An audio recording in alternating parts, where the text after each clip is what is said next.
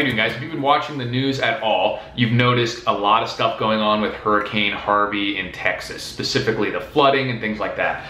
There has not been, I mean, this is the biggest hurricane maybe ever in terms of monetary damage, but certainly we haven't had a major hurricane in the US, at least in Florida or the Southeast, for a long time. I think Sandy was the last one up north, and Florida's escaped a long time, Texas as well. I mean, it's been, I think, like a decade at least since we've had one that really had to worry about.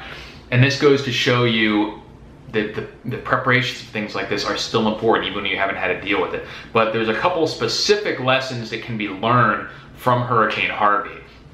And the major one, the number one lesson that I think can be learned, is that you need to have a bug out plan. No matter how prepared you think you are in terms of self-sufficiency at your main location, bugging out should always be an option.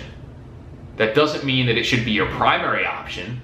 Doesn't mean that you shouldn't have a well, prepared homestead type situation. But the ability mentally and physically to leave when it's necessary is important. And for most people, it is the mental aspect that is going to hold them up. A lot of preppers are already the type of people who are going to think of themselves as being resilient and self-sufficient, things like that. They're not going to be as scared or worried about minor disasters and things like that. It's almost a point of pride for many people in like our circles.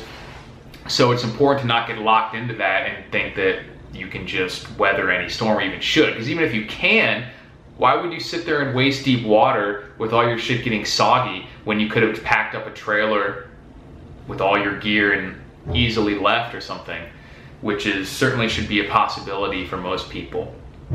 And if you're going to ignore all the signs of when you should leave and or should do certain things to prepare, then you're not being a very good prepper to begin with.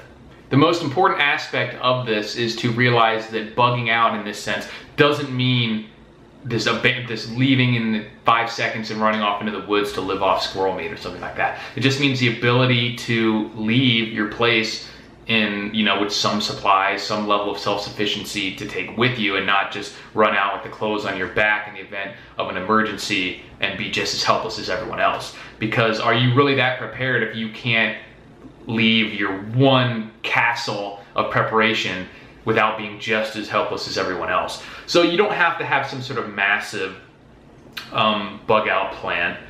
You don't have to have some huge RV that you can survive in for 2 years or whatever, because as you guys know, I'm a big fan of preparing for realistic scenarios, and most of the scenarios that you would have to leave are going to be because of localized events where the world will be fairly normal everywhere else you go. Like if you've driven 5 hours outside of Houston, everything's going to be fine.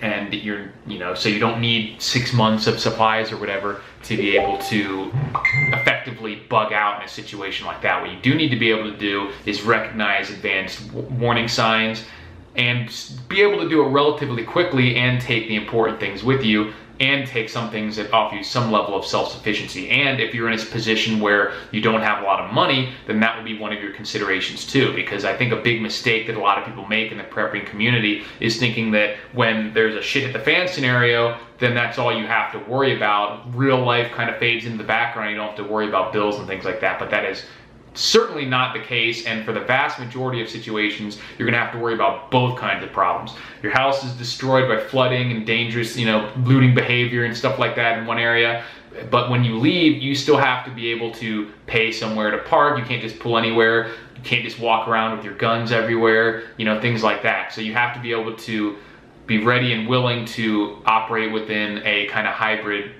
normal life shit hit the fan system, which is actually more difficult in most situations. So that's what you need to prepare for physically.